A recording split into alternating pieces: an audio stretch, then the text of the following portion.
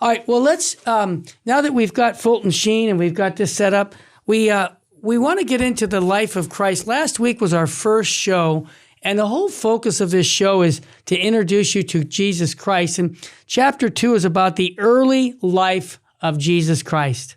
And Father, I'm going to let you do the teaching on this because you and I both have a great love for Sheen, and this book of Life of Christ really does do what we just said. It introduces people to the life of Christ. Well, he begins in the first paragraph, the early life of Christ. Right. He calls it the fourth distinguishing Exactly. fact. Yep. Okay? Yeah. What is this? What is this? Now, this is very important, and it's very important that people hear this and understand it. Okay.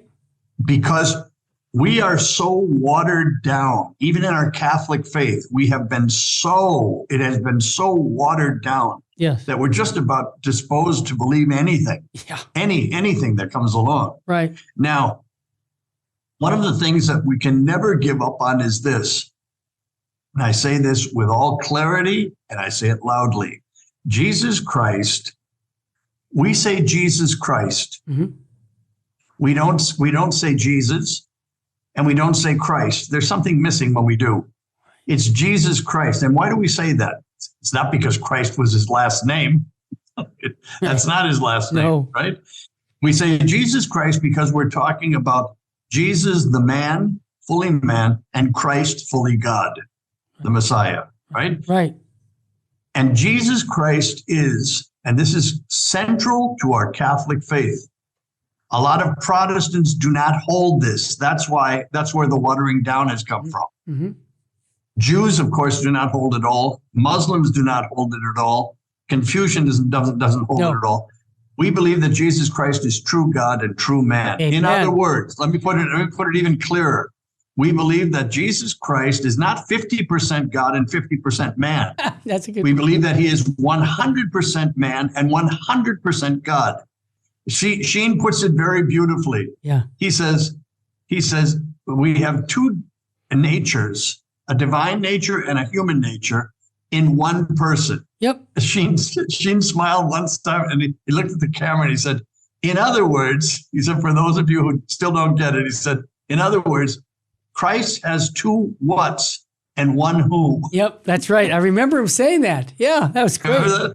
What a great teacher. Two whats and one who. But you know, Father Charles, yeah. Bishop Sheen was a great teacher. One of the things that he was able to do, he was a great Thomist. He followed St. Thomas Aquinas so much. And many people who would read Thomas would not get the grasp of Thomas because maybe they didn't have the philosophical background. But Sheen broke it down to the common Joe, didn't he? Terry, it's akin to when I was in high school. Yeah. We were forced to read Shakespeare. Okay. And Chaucer. Yeah. What a pain in the neck. Buddy. I didn't understand anything that I was reading. Yeah. Because it was in Old English and terms and words, and it was lost on me. Years later, I started rereading as an adult with a better vocabulary, exactly, a little bit more understanding, having lived a little bit more of life. And I started saying, this man is a genius, Shakespeare. It's funny. He's a genius. He's learned a lot in a couple years. Psychologically speaking, he understands human nature like very few psychologists and psychiatrists, I'll tell you that. Yeah. Well, Sheen did the same thing. Sheen was one of those kids in high school. We had them in high school that loved Shakespeare. Oh, yeah. Don't ask me how they got through all of that to understand Shakespeare, but they did. Yep. Well, Sheen understood Aquinas, and he understood classical, and he understood modern philosophy. Mm-hmm. He understood Jean-Paul Sartre. Yes. He understood Plato. He understood Aristotle. He understood from all over. Yeah. What he did that was magnificent. He understood that, right. And rather than remaining the egghead, on a panel saying, "Well, I understand it, and of course it's above all of you. You can't understand it. You couldn't get to it." Rather than doing that, I used the word digest. Yes. He digested all of these complex ideas and gave them to us Yes. on a platter and said, here, they're already digested for you in that sense. Look at this. And everybody was listening to these very complicated Yep. philosophical, theological, and psychological Yes. ideas. Yes. Say, oh, yes, I get that. Well, No, that was that was Sheen. you nailed it. He did that. Yeah, you nailed What it. a talent he is. Yeah. Well, let's jump over to the Annunciation. Oh, wait a minute. Keep going. You got some more? Because he makes the distinction that I think you can't jump let's over. do it. Let's do it then. Keep. Right? And it's right on page 15. He says the following. Yep.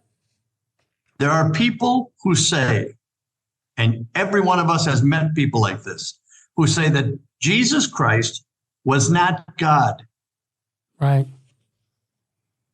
but he was a good man. Yeah. Oh, yeah. Yeah? He was, in fact, some of them will say, he was the greatest man Right. Maybe ever, Yeah. but he was not God. Right. And Sheen from Thomas Aquinas says this, just a moment now. If Jesus Christ was not God, but only a good man, He's like anybody else. then he's not even a good man, Exactly. because a good man is not a liar. Well said. And if Jesus Christ is not God, he is a liar, Right. because he said he was. Yep. Wow. Now that's Wow. powerful. You want it clearer than that? That's good. So either you are following Jesus Christ, and this is what Sheen is telling us. In this book, we are following a Christ who is fully God and fully human. And that's not to be forgotten. We're not simply talking about a rabbi, a teacher, a guide. We're talking about a guide and, above all, a savior. Yes. Okay? You said it last week. Yes. You said it last week. So many of us, all of us, come into this world to live. Christ was the only one who came into the world that's to what he die. said. That was his mission. And his comment in There, now jump. Okay, no, before I get to the Annunciation, I like what he says at the end of that. We need a Christ who will restore all moral indignation, who will make us hate evil with a passionate intensity and love goodness to a point where we can drink death like water. Are you kidding me? That needs to be happening today, which is just the opposite, right? Wow.